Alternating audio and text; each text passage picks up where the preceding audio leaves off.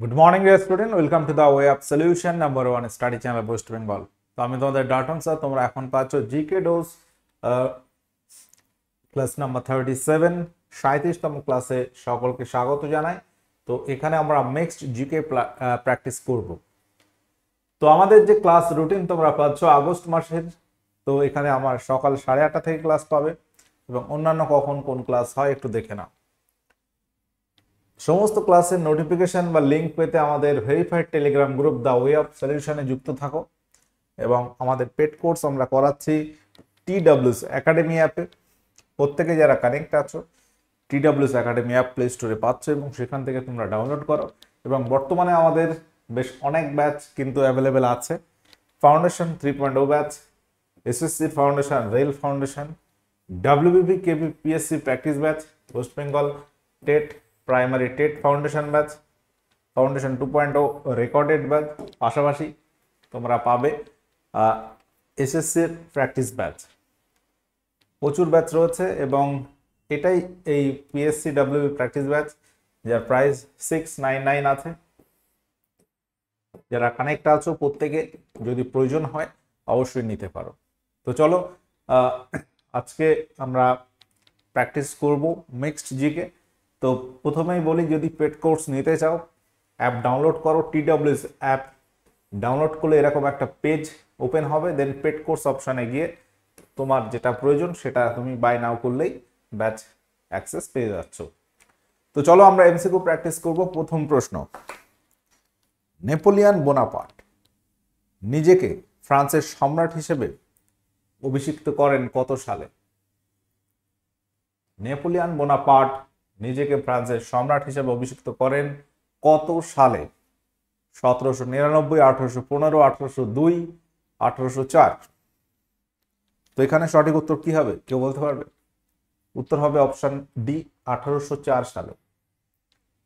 পরবর্তী প্রশ্ন, anti circular society কে তৈরি করেন?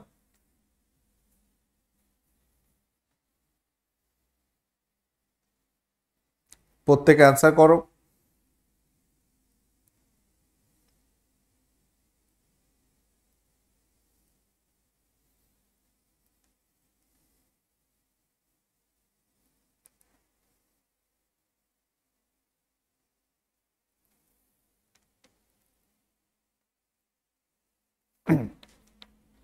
উত্তর কি হবে? অ্যান্টি সার্কুলার সোসাইটি এটি কে তৈরি করেন? উত্তর হয়ে যাবে অপশন যেগুলো রয়েছে প্রমথনাথ মিত্র, অরবিন্দ ঘোষ, অশ্বিনী কুমার দত্ত, শচীন্দ্র কুমার বসু। অপশন ডি এখানে সঠিক উত্তর হয়ে যাবে। সালটা কত? সালটা হচ্ছে 1905 সালে অ্যান্টি সার্কুলার সোসাইটি প্রতিষ্ঠিত হয় কলকাতাতে। 2024 সালে উয়েফা সুপার কাপ কে জয়লাভ করলো বলো? উয়েফা সুপার কাপ কে জয়লাভ করেছে? ফুটবল খেলা,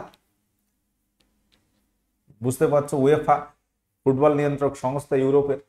তো উয়েফা ইউরো কাপ হয়ে গেল উয়েফা সুপার কাপ। সুপার কাপটা কি?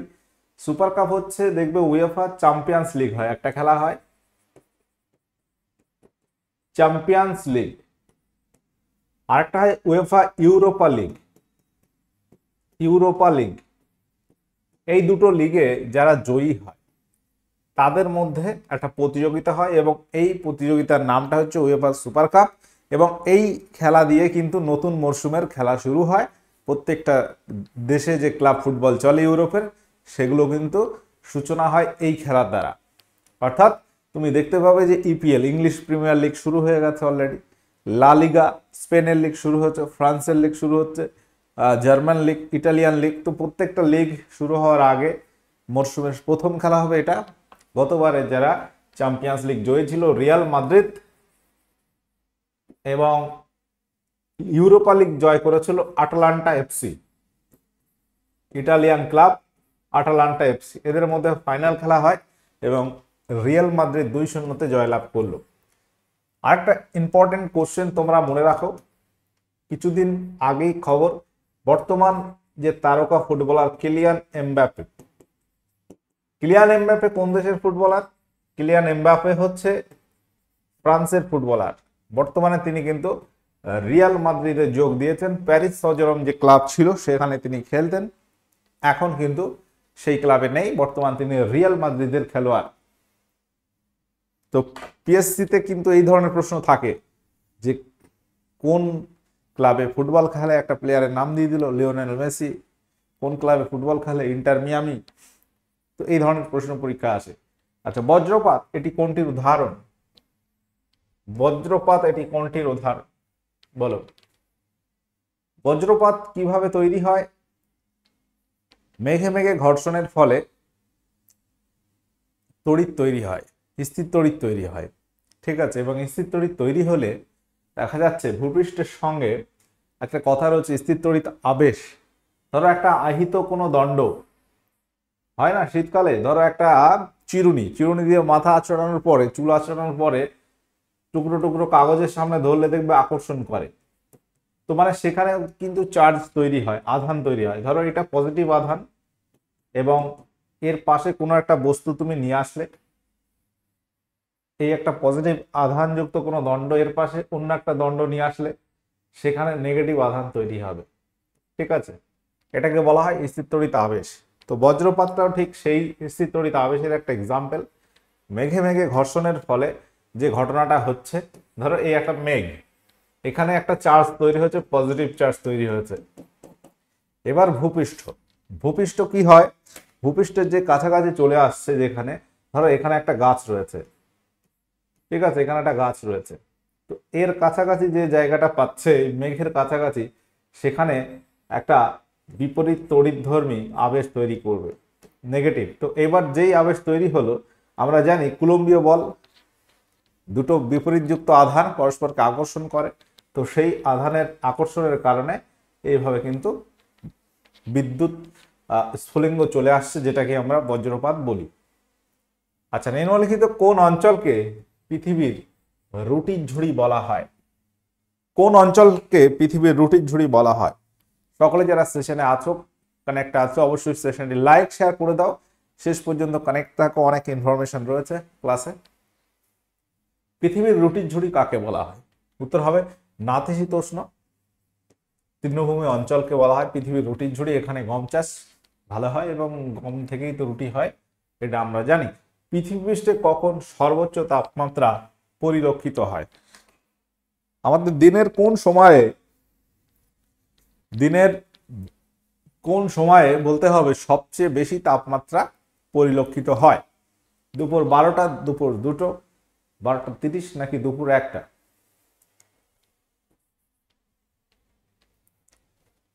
বলো কি হবে এখানে সঠিক উত্তর?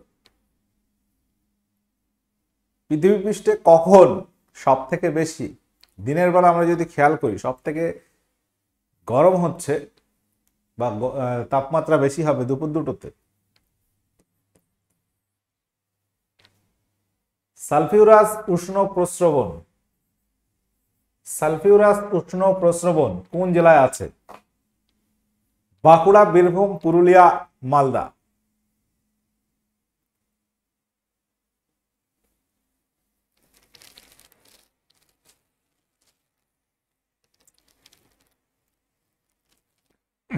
সালফিউরাস উষ্ণ প্রস্রবণ এটি কোন জেলায় আছে? উত্তর হবে বীরভূম জেলায়। এই উষ্ণ প্রস্রবণটি অবস্থান করছে বীরভূম জেলায়। পশ্চিমবঙ্গের দীর্ঘতম খালের নাম কি? পশ্চিমবঙ্গের দীর্ঘতম খাল হলো কোনটি? দামোদর প্রজেক্ট খাল, সারদা খাল, ইডেন খাল, ফারাক্কা খাল। তো আমাদের ওয়েস্ট বেঙ্গলের দীর্ঘতম খাল কোনটি? ভারতের দীর্ঘতম খাল যদি বলো, ইন্দিরা গান্ধী যে খাল রয়েছে। আচ্ছা, এখানে উত্তর হয়ে যাবে অপশন এ, দামোদর প্রজেক্ট খাল, যেটি পশ্চিমবঙ্গের মধ্যে দীর্ঘতম খাল। কোণার্কের সূর্য মন্দির কত সালে ইউনেস্কো ওয়ার্ল্ড হেরিটেজ সাইটের অন্তর্ভুক্ত হয়? বলো, সূর্য মন্দির কত সালে ইউনেস্কো ওয়ার্ল্ড হেরিটেজ সাইটের অন্তর্ভুক্ত হয়? কোণার্কের সূর্য মন্দিরটা কোথায় অবস্থান করছে, কোন রাজ্যে যদি বলো? উড়িষ্যাতে কোণার্কের সূর্য মন্দির রয়েছে। তো সেই সান টেম্পল যেটা পুরীতে আছে, তো সেই সান টেম্পল আমরা জানি ইউনেস্কো ওয়ার্ল্ড হেরিটেজ সাইটের অন্তর্ভুক্ত এবং এটি 1984 সালে এটাকে ইউনেস্কো ওয়ার্ল্ড হেরিটেজ সাইটের মর্যাদা দেওয়া হয়। পশ্চিমবঙ্গে সর্বোচ্চ সংখ্যক কোন প্রকার পশুপালন হয়? পশ্চিমবঙ্গে সর্বোচ্চ সংখ্যক কোন প্রকার পশুপালন হয়? মহিষ, ভেড়া, ছাগল নাকি গবাদি পশু?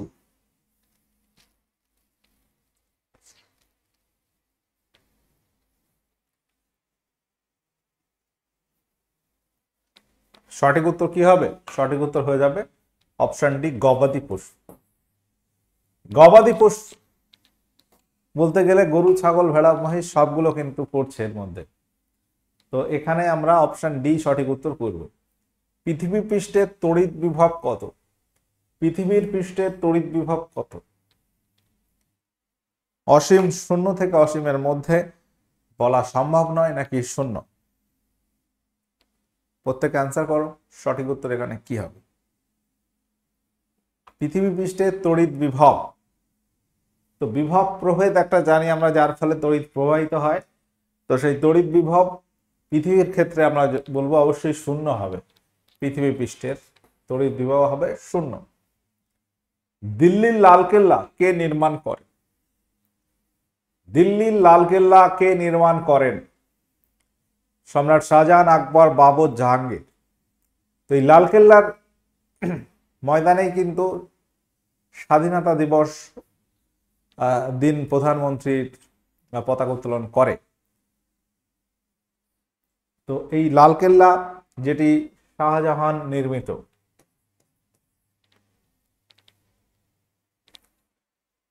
কোন ঋতুতে বিকালে লু নামে পরিচিত শুষ্ক এবং গরম বাতাস প্রবাহিত হয়? বলো, কোন ঋতুতে বিকালে লু নামে পরিচিত শুষ্ক এবং গরম বাতাস প্রবাহিত হয়? শীতকালে, প্রত্যাবর্তী মৌসুমী ঋতুতে, গ্রীষ্মকালে নাকি দক্ষিণ পশ্চিম মৌসুমী ঋতুতে? লু এটা আমরা জানি একটা শুষ্ক এবং গরম ঝড় বাতাস বলতে পারি, এটা অবশ্যই গ্রীষ্মকালেই হবে।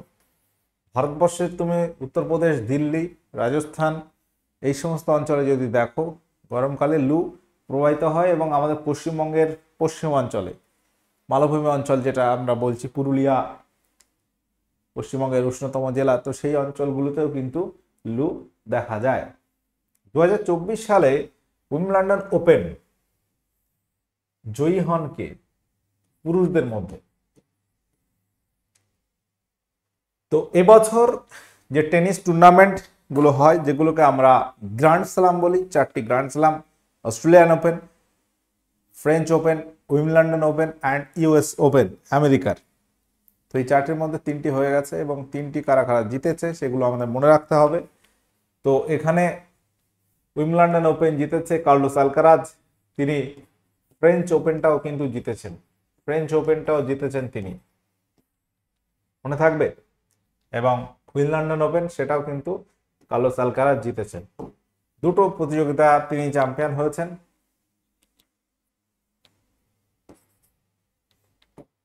তো তিনি হচ্ছে মাত্র মানে কম বয়স্ক প্লেয়ার, সর্বকনিষ্ঠ প্লেয়ার হিসাবে একই বছর ফ্রেঞ্চ এবং লন্ডন ওপেন জিতলেন। রিসেন্ট আমরা মনে রাখবো অস্ট্রেলিয়ান ওপেন জিতেছে জানিক সিনার বলে একজন টেনিস তারকা প্লেয়ার, জানিক সিনার। বাদবাকি দুটো কার্লোস আলকারাজ। এবং অলিম্পিকের কথা যদি বলো, অলিম্পিকেও কিন্তু টেনিস প্রতিযোগিতা হয়। অলিম্পিক 2024 সালের এই প্রতিযোগিতায় কে জিতলো? এটাই কিন্তু জিতলো নোভাক জোকোভিচ। নোভাক জোকোভিচ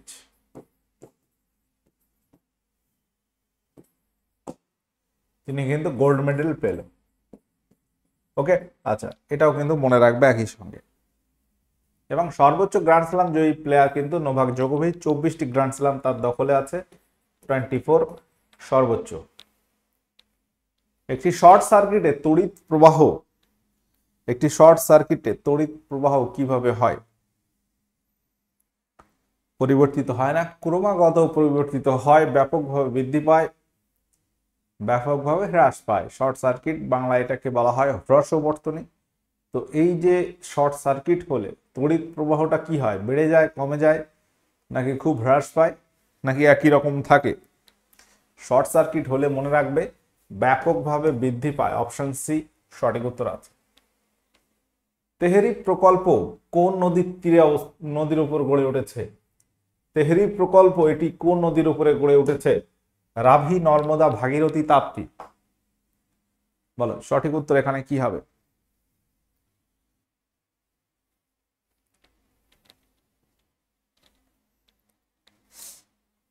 উত্তর কি হয়ে যাবে? তেহরি প্রকল্প, যেটি আমরা বলবো ভাগীরথী নদীর উপরে গড়ে উঠেছে এবং এটি উত্তরাখণ্ড রাজ্যে পড়ছে।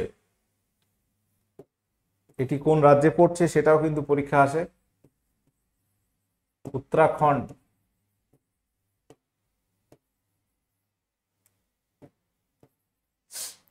আচ্ছা, এটাও কিন্তু মনে রাখবে উত্তরাখণ্ড রাজ্যে এই তেহরি প্রকল্প গড়ে উঠেছে। পরীক্ষায় আসলে এটা অ্যান্সার হবে উত্তরাখণ্ড। আচ্ছা, পরবর্তী প্রশ্ন। ভারতের উচ্চতম ড্যাম কিন্তু তেহরি ড্যাম। ভারতের উচ্চতম বাঁধ তেহরি বাঁধ। যদি দীর্ঘতম বাঁধ বলো সেটা হীরাকুদ। ওকে, এটাও কিন্তু মনে রাখতে হবে। তেহরি বাঁধ ভারতের উচ্চতম বাঁধ, যেটা ভাগীরথী নদীর উপরে গড়ে উঠেছে। ডান্ডিয়া রাস লোকনৃত্য এটি কোন রাজ্যের প্রধানত দেখা যায়? ডান্ডিয়া রাস এই লোকনৃত্য প্রধানত কোন রাজ্যে দেখা যায়? গুজরাট, রাজস্থান, মহারাষ্ট্র, উত্তরপ্রদেশ? তো ভারতবর্ষে বেশ কিছু নৃত্য আমরা জানি জনপ্রিয়, তার মধ্যে ডান্ডিয়া রাস একটি ফ্লক ড্যান্সের মধ্যে পড়ছে। এবং রাজস্থানে যেমন তোমরা বলতে পারো ঘুমার আছে, গুজরাটে ডান্ডিয়া রাস আছে, মহারাষ্ট্রে লেজিম রয়েছে, উত্তরপ্রদেশে কত্থক রয়েছে ক্লাসিক্যাল ড্যান্সের মধ্যে উল্লেখযোগ্য। আচ্ছা, পরবর্তী প্রশ্ন হচ্ছে জ্যাপ কথাটি কোন খেলার সঙ্গে যুক্ত? বলো জ্যাপ কথাটি কোন খেলার সঙ্গে যুক্ত?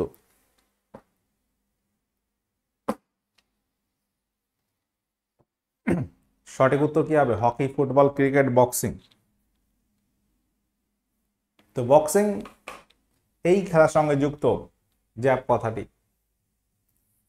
বক্সিং খেলায় যুক্ত হচ্ছে আরো বেশ কিছু কথা রয়েছে, যেমন knockout,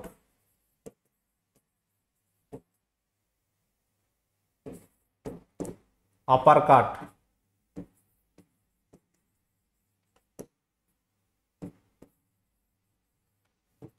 kidney punch.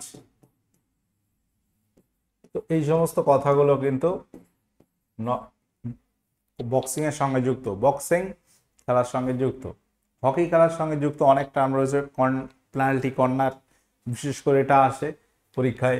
Penalty corner কথাটি কোন খেলার সঙ্গে যুক্ত? হকি। ওকে, ফুটবলে প্রচুর টার্ম রয়েছে, পেনাল্টি কর্নার, শর্ট কর্নার, এই যে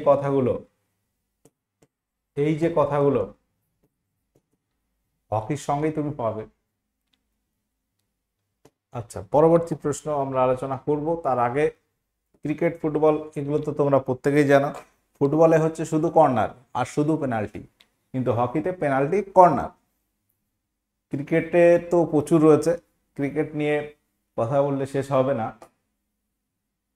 যাই হোক, পরবর্তী প্রশ্ন হচ্ছে নিম্নলিখিতগুলির মধ্যে কোনটি ব্যতিক্রম? এখানে বলো কোনটি এখানে ব্যতিক্রম? Metre, furlong, mile, acre? WBCS এর প্রশ্ন। কোনটি এখানে ব্যতিক্রম? তো এগুলো সবগুলো কিন্তু একক। এবার কোনটি কিসের একক সেগুলো আমাদের মনে রাখতে হবে। দৈর্ঘ্যের একক যেমন মিটার, তুমি মাইল বলতে পারো, এটাও দৈর্ঘ্যের একক। ঠিক আছে, একর এটা কিন্তু ক্ষেত্রফলের একক। জমি জায়গার ক্ষেত্রে আমরা ক্ষেত্রফলের কথা বলি এবং এটা কিন্তু ক্ষেত্রফলের একক, এটা দৈর্ঘ্যের একক। এখন তোমার প্রশ্ন হতে পারে স্যার ফারলং কি? ফারলংটাও দৈর্ঘ্যের একক। তাহলে এখানে আলাদা হয়ে যাবে একর, এটি ক্ষেত্রফলের একক, ক্ষেত্রফলের একক। বোঝা গেল? আচ্ছা, 5 ফারলং এ 1 কিলোমিটার, এটা হচ্ছে ফারলং মানে প্রায় 200 মিটার মতো হয়।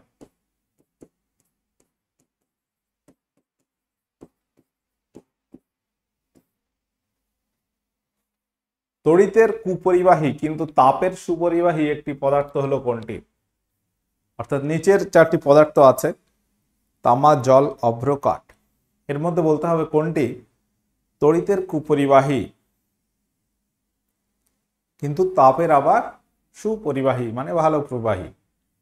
তাপ এবং তড়িৎ কিন্তু দুটো আলাদা, তাই তো। তড়িৎ মানে ধরো ইলেকট্রিক কারেন্ট, আর তাপ বলতে গেলে আমরা ইংরেজিতে যেটা বলি হিট। ওকে, তো এই যে বিষয়টা, দুটো সম্পূর্ণ ডিফারেন্ট দুটো বিষয়। তো এখানে আমাদের উত্তর কি হবে? তামা। তামা কিন্তু তাপ তড়িতের সুপরিবাহী। জল, এটা কিন্তু তড়িতের কুপরিবাহী একেবারে অনেক সময় বলা যায় না, জলের সঙ্গে আরো কিছু যদি মেশানো হয় সেক্ষেত্রে কিন্তু তড়িৎ পরিবহন করে। অভ্র, এটা কিন্তু তড়িৎ পরিবহন করে না, কিন্তু তাপের সুপরিবাহী। তো বিভিন্ন ইলেকট্রনিক্স যন্ত্রপাতিতে অভ্র কিন্তু ব্যবহার করা হয়। কাঠ তড়িৎ ও তাপের দুটোই কুপরিবাহী। আচ্ছা, এগুলো কিন্তু এই যে প্রশ্নটা, অভ্র মানে মিকা, এটা কিন্তু একটা ধাতু নয়, এটা ধাতু অধাতুর মধ্যে পড়ছে না, এটা একটা পদার্থ যেটা তোমার যৌগিক পদার্থ বলতে পারো। আচ্ছা, বর্তমানে আমাদের যে ব্যাচগুলো চলছে, প্রথমে একবার বলা হয়েছে, যারা পরে কানেক্ট হয়েছে দেখে নাও, নতুন কিছু ব্যাচ ডাব্লিউবিপি কেপিপিএসসির প্র্যাকটিস ব্যাচ আমাদের দ্বিতীয় ব্যাচ এটা শুরু হয়েছে। প্রাইমারির একটা ব্যাচ ফাউন্ডেশন শুরু হয়েছে। রেলের এসএসসির ফাউন্ডেশন 3.0 কম্বো রেকর্ডেড ব্যাচ শুরু হয়েছে। তো এটাই কিন্তু এই ব্যাচ 2 যেটা বলছি সেটাই কিন্তু এটা পিএসসি ক্লার্কশিপ এবং ডাব্লিউবিপি এক্সামের জন্য একটা দুর্দান্ত প্র্যাকটিস ব্যাচ যেটা শুরু হয়েছে এই মাসেই। আচ্ছা, ডাব্লিউবিসি এর সংখ্যা স্বাভাবিকের তুলনায় যদি বেড়ে যায় সেটাকে কি বলা হয়? ডাব্লিউবিসি মানে হোয়াইট ব্লাড কর্পাসল বা শ্বেত রক্তকণিকা। আমরা জানি শ্বেত রক্তকণিকা মানুষের শরীরে দেহকে রক্ষা করে বিভিন্ন রোগ থেকে, অনাক্রমতা বৃদ্ধি করে, অর্থাৎ ইমিউনিটি পাওয়ার বৃদ্ধি করে, বা অন্যভাবে বললে রোগ জীবাণু ধ্বংস করে। তো এই শ্বেত রক্তকণিকা যদি স্বাভাবিকের তুলনায় বেড়ে যায় সেটাকে বলা হয় ব্লাড ক্যান্সার বা লিউকোমিয়া। এটাকেই কিন্তু বলা হয় নর্মালি ব্লাড ক্যান্সার।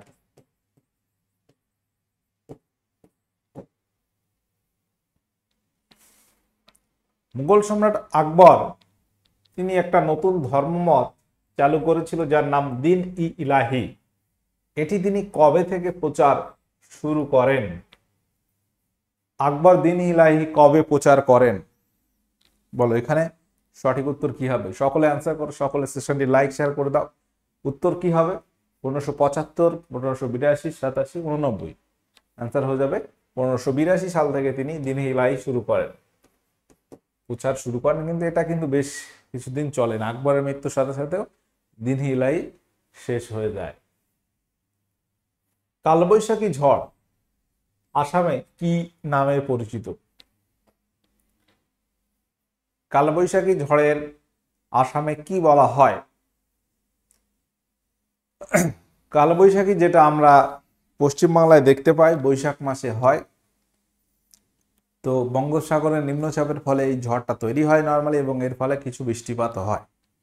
তো কালবৈশাখী ঝড়, যার আর এক নাম হচ্ছে নর ওয়েস্টার, উত্তর পশ্চিম দিকে প্রবাহিত হয় বলে এটাকে নর ওয়েস্টার বলে। আসামে এই ঝড়ের নাম বরদই ছিলা। আচ্ছা, ইউরোকাপ 2024 কোন দেশ চ্যাম্পিয়ন হলো? 2024 সালে আমরা জানি ইউরোকাপ প্রতিযোগিতা অনুষ্ঠিত হয়েছে, এবং এখানে কোন দেশ চ্যাম্পিয়ন হয়েছে এটা থেকে কিন্তু প্রশ্ন হতে পারে। প্রত্যেকে যারা কানেক্ট আছো, সঠিক উত্তর কি হবে? সঠিক উত্তর কি হবে? England, Italy, Germany, Spain. উত্তর হবে স্পেন। সঠিক উত্তর ইংল্যান্ডকে হারিয়েছে। এবং 2024 সালের আয়োজক দেশের নাম কি ছিল? ইউরোকাপ আয়োজক দেশ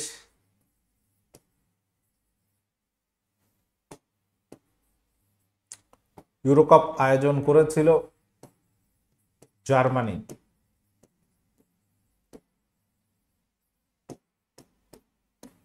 উত্তর হবে জার্মানি। বিশ্বের প্রথম মহিলা প্রধানমন্ত্রীর নাম কি? এটা তোমাদের গতদিনের হোমওয়ার্ক ছিল। সারা বিশ্বের প্রথম মহিলা প্রধানমন্ত্রীর নাম হচ্ছে সিরোমোভা বন্দরনায়েক। তিনি কোন দেশের প্রধানমন্ত্রী হয়েছিল? শ্রীলঙ্কাতে। শ্রীলঙ্কা। সার্বজনীন রক্তগ্রহিতা কোনটি? এটা তোমরা আজকের দিনের হোমওয়ার্ক করো। তো আজকের ক্লাস আমরা এখানে এন্ড করব। 26 কোশ্চেন হলো এবং এই 26 এর মধ্যে তোমাদের স্কোর কত হলো একটু জানিয়ে দেবে। তো আজকের ক্লাসের আলোচনা এখানে এন্ড হবে। তো প্রত্যেককে বলবো যে সামনে যে পরীক্ষাগুলো আছে, তোমাদের যে এক্সামগুলো রয়েছে, যেগুলো দিচ্ছ, আর কতদিন বাকি আছে তোমরা মনে মনে একটা সেই অনুযায়ী কিন্তু রুটিন করো, অর্থাৎ রিভিশন করতে হবে। যারা মিসলেনিয়াস টার্গেট করছো তাদের কিন্তু বেশি দিন আর বাকি নেই। মিসলেনিয়াস পরীক্ষা যেটা এক্সপেক্টেড ডেট রয়েছে 15ই সেপ্টেম্বর, মানে 1 মাসও বাকি নেই। ঠিক আছে, তো এই বিষয়টা মাথায় রাখো। মিসলেনিয়াস বেশি কিছু বাকি নেই, তো এই সময় যতটা প্রিপারেশন নিতে হবে, নতুন কিছু না, তুমি রিভিশন দিতে থাকো। যারা সামনে ক্লার্কশিপ এক্সামটাকে টার্গেট করছো, নভেম্বরে পরীক্ষা এক্সপেক্টেড ডেট রয়েছে, তো সেই পরীক্ষাকে টার্গেট করে আমাদের বেশ কিছু ব্যাচ রয়েছে, বা তুমি তোমার মতো করে পড়তে পারো। প্রত্যেকটা বিষয় তোমাকে পড়তে হবে।